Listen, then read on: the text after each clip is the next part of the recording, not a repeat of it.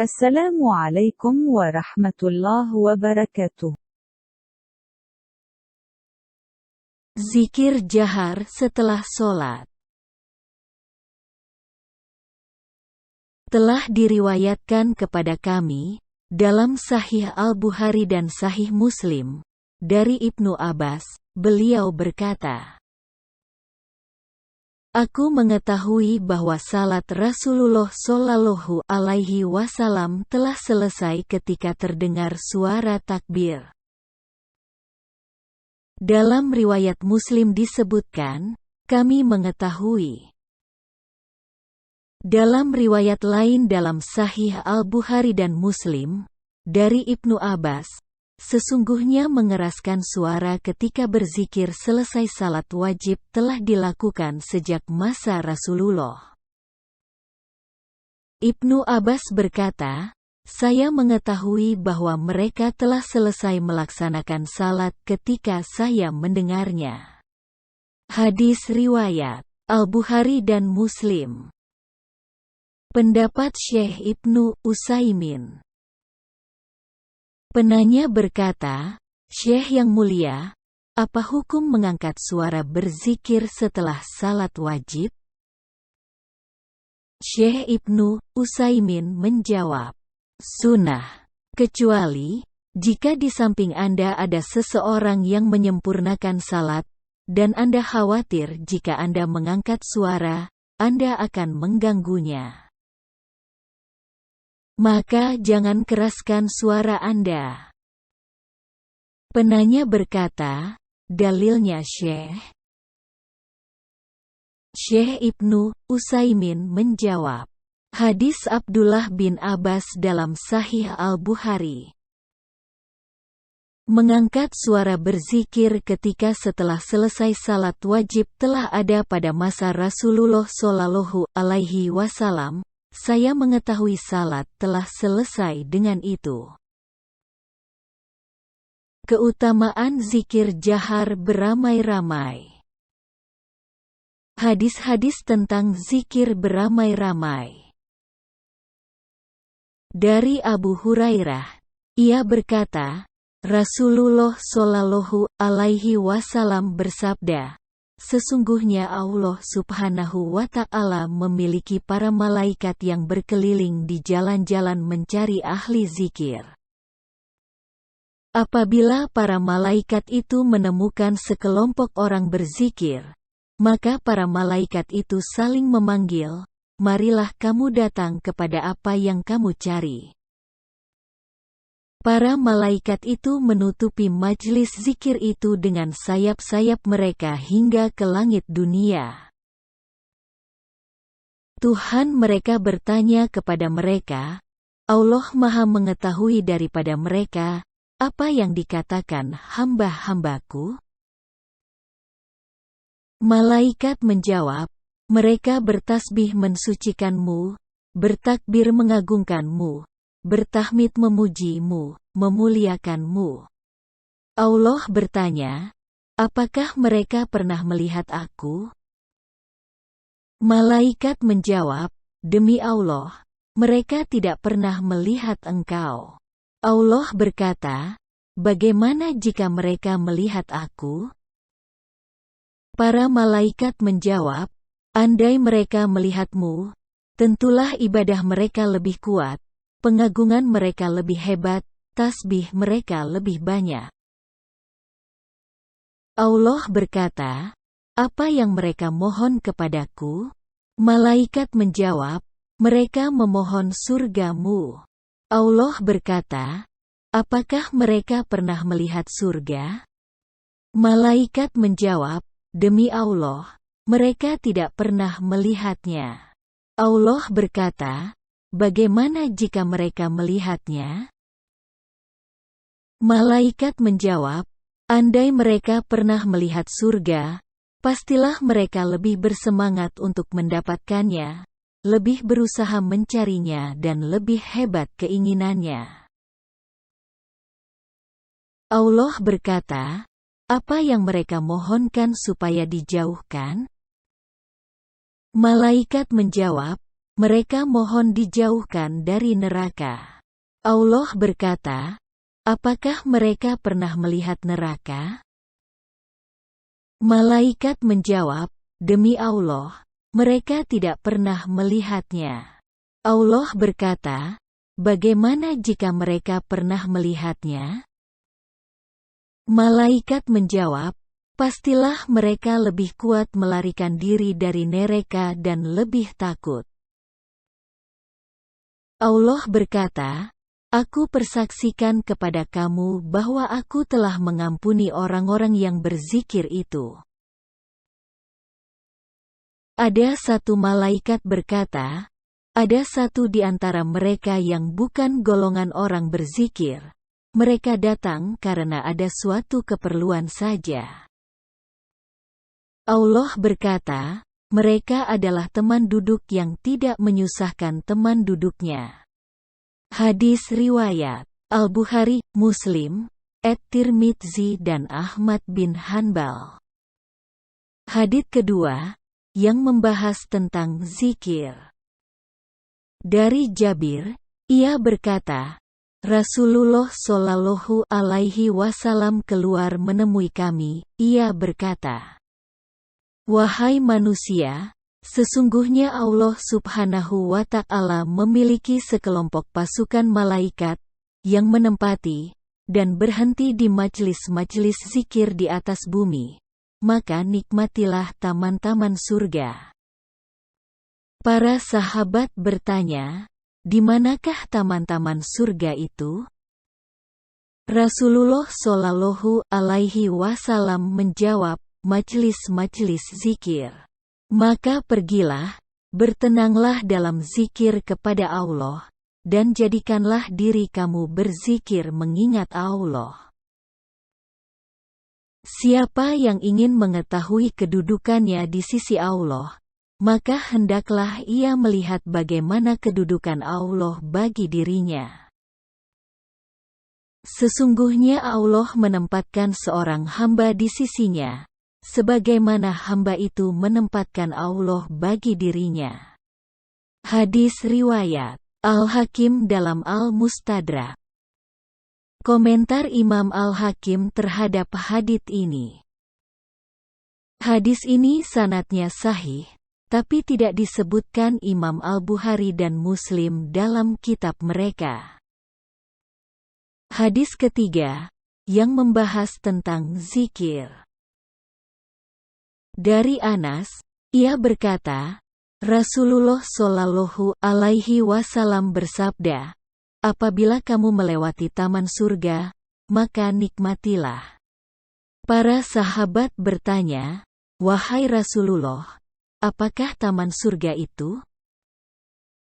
Rasulullah Shallallahu Alaihi Wasallam menjawab, halakoh, lingkaran-lingkaran, majlis zikir. Hadis riwayat At-Tirmidzi. Komentar Syekh Al-Albani terhadap hadis ini, hadits hasan. Dalam Sahih wa Dhaif Sunan At-Tirmidzi. Hadis keempat, yang membahas masalah zikir. Dari Abu Sa'id Al-Khudri, ia berkata, Muawiyah pergi ke masjid. Ia berkata, apa yang membuat kamu duduk? Mereka menjawab, kami duduk berzikir mengingat Allah. Ia bertanya, demi Allah, apakah kamu duduk hanya karena itu? Mereka menjawab, demi Allah, hanya itu yang membuat kami duduk. Muawiyah berkata, aku meminta kamu bersumpah, bukan karena aku menuduh kamu, tidak seorang pun yang kedudukannya seperti aku, bagi Rasulullah yang hadis riwayatnya lebih sedikit daripada aku. Sesungguhnya Rasulullah Shallallahu Alaihi Wasallam keluar menemui halakoh, lingkaran, majlis zikir para sahabatnya. Rasulullah Shallallahu Alaihi Wasallam bertanya, apa yang membuat kamu duduk? Para sahabat menjawab, Kami duduk berzikir dan memuji Allah, karena telah memberikan hidayah Islam dan nikmat yang telah Ia berikan kepada kami. Rasulullah Shallallahu Alaihi Wasallam berkata, "Demi Allah, kamu hanya duduk karena itu?" Mereka menjawab, "Demi Allah, kami duduk hanya karena itu." Rasulullah Shallallahu Alaihi Wasallam bersabda, "Sesungguhnya aku meminta kamu bersumpah, bukan karena aku menuduh kamu. Sesungguhnya malaikat Jibril telah datang kepadaku, ia memberitahukan kepadaku bahwa Allah membanggakan kamu kepada para malaikat." Hadis riwayat At-Tirmidzi. Komentar Syekh Al-Albani terhadap hadis ini. Hadits sahih. Dalam Sahih wa Dhaif Sunan At-Tirmidzi. Hadis kelima, yang membahas masalah zikir. Salman Al-Farisi bersama sekelompok sahabat berzikir. Lalu Rasulullah Shallallahu Alaihi Wasallam melewati mereka. Rasulullah Shallallahu Alaihi Wasallam datang kepada mereka dan mendekat. Lalu mereka berhenti karena memuliakan Rasulullah Shallallahu Alaihi Wasallam. Rasulullah Shallallahu Alaihi Wasallam bertanya, "Apa yang kamu ucapkan?" "Aku melihat rahmat turun kepada kamu, aku ingin ikut serta dengan kamu." Hadis riwayat Imam Al-Hakim. Komentar Imam Al-Hakim terhadap hadis ini.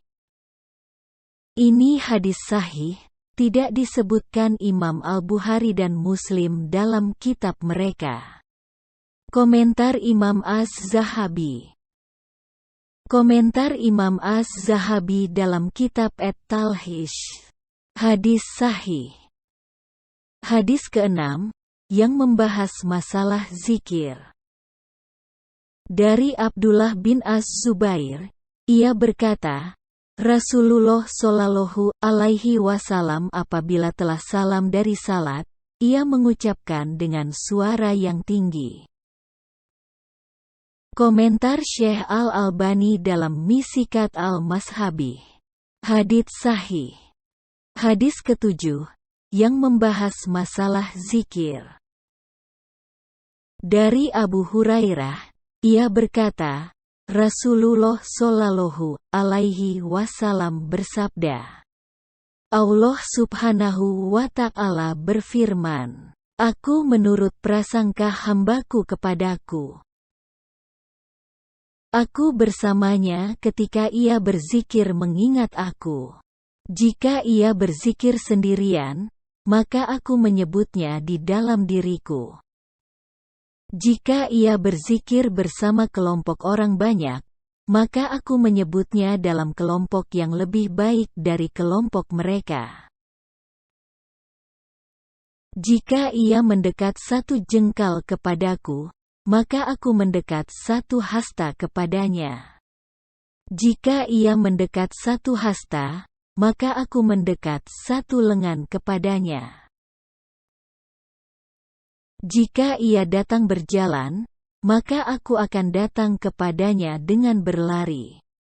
Hadis riwayat Al-Bukhari dan Muslim. Hadis ke-8, yang membahas masalah zikir.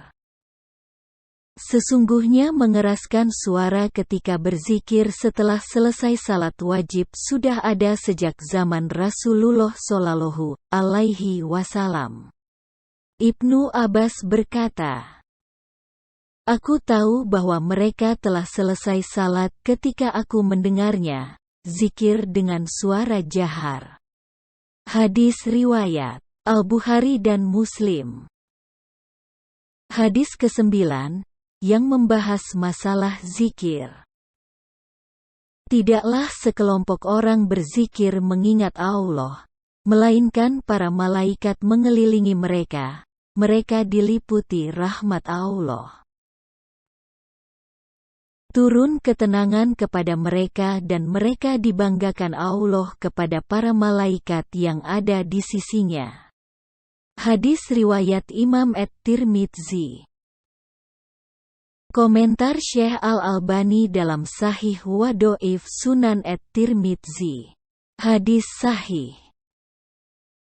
Hadis ke-10 yang membahas masalah zikir.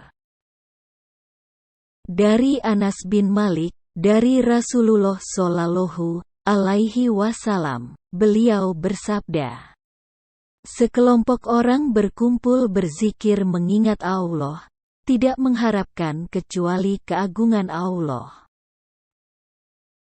Maka ada malaikat dari langit yang memanggil mereka, berdirilah kamu, dosa-dosa kamu telah diganti dengan kebaikan. Hadis riwayat Imam Ahmad bin Hanbal dalam kitab Al-Musnad. Komentar Syekh Syuaib Al-Arnaud tentang hadis ini. Sahih li gairihi, sanad ini sanad hasan. Hadis ke-11 yang membahas masalah zikir. Dari Anas, dari Rasulullah, beliau bersabda, aku berzikir mengingat Allah bersama orang banyak setelah salat subuh hingga terbit matahari. Lebih aku sukai daripada terbitnya matahari. Aku berzikir bersama orang banyak setelah salat asyar hingga tenggelam matahari. Lebih aku sukai daripada dunia dan seisinya. Hadis riwayat Imam As-Suyuti dalam kitab Al-Jami' Sagir dengan tanda hadits hasan. Pendapat ulama tentang zikir jahar. Pendapat Imam As-Suyuti. Pertanyaan ditujukan kepada Imam As-Suyuti tentang kebiasaan kalangan tasawuf membuat lingkaran zikir dan berzikir jahar di masjid-masjid serta mengeraskan suara ketika bertahlil. Apakah itu makruh atau tidak? Jawaban Imam As-Suyuti, perbuatan itu tidak makruh. Terdapat beberapa hadis yang menganjurkan zikir jahar dan hadis-hadis yang menganjurkan zikir sir. Kombinasi antara keduanya bahwa jahar dan sir berbeda sesuai perbedaan kondisi dan orang yang berzikir. Sebagaimana yang digabungkan Imam An-Nawawi tentang hadis-hadis berkaitan dengan anjuran membaca Al-Quran dengan cara jahar dan sir. Pendapat Syekh Abdul Wahab Asy-Sya'rani. Syekh Abdul Wahab Asy-Sya'rani berkata, para ulama sepakat bahwa wajib bagi seorang murid menjaharkan zikir dengan kekuatan yang sempurna, hingga tidak ada yang luang melainkan bergetar dari atas kepala hingga jari-jari kedua kaki. Bagaimana dengan ayat yang memerintahkan zikir sir?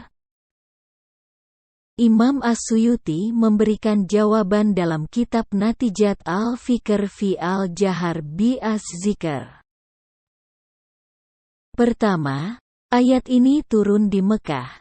Karena bagian dari surat Al-A'raf, surat ini turun di Mekah, seperti ayat dalam surat Al-Isra. Dan janganlah kamu mengeraskan suaramu dalam solatmu, dan janganlah pula merendahkannya, dan carilah jalan tengah di antara kedua itu. Quran Surat Al-Isra ayat 110. Ayat ini turun ketika Rasulullah Shallallahu Alaihi Wasallam membaca Al-Quran secara jahar, lalu didengar orang-orang musyrik, lalu mereka mencaci maki Al-Quran dan Allah yang menurunkannya. Maka Allah memerintahkan agar jangan membaca jahar untuk menutup pintu terhadap perbuatan tersebut, sebagaimana dilarang mencaci maki berhala dalam ayat. Dan janganlah kamu memaki sembahan-sembahan yang mereka sembah selain Allah, karena mereka nanti akan memaki Allah dengan melampaui batas tanpa pengetahuan. Quran Surat Al-An'am ayat 108. Kedua, sekelompok ahli tafsir, di antara mereka Abdurrahman bin Yazid bin Aslam guru Imam Malik dan Ibnu Jarir memaknai perintah zikir sir ini ketika ada bacaan Al-Quran. Diperintahkan zikir sir ketika ada bacaan Al-Quran, untuk mengagungkan Al-Quran. Ini kuat hubungannya dengan ayat. Dan apabila dibacakan Al-Quran, maka dengarkanlah baik-baik dan perhatikanlah dengan tenang agar kamu mendapat rahmat. Quran Surat Al-A'raf ayat 204. Ketiga, sebagaimana yang disebutkan para ulama tasawuf bahwa perintah dalam ayat ini khusus kepada Rasulullah Shallallahu Alaihi Wasallam. Adapun kepada selain Rasulullah, maka mereka adalah tempatnya waswas dan lintasan hati. Maka diperintahkan zikir jahar, karena zikir jahar itu lebih kuat pengaruhnya dalam menolak waswas. Semoga bisa dipahami. Wallahu ta'ala a'lam. Wassalamualaikum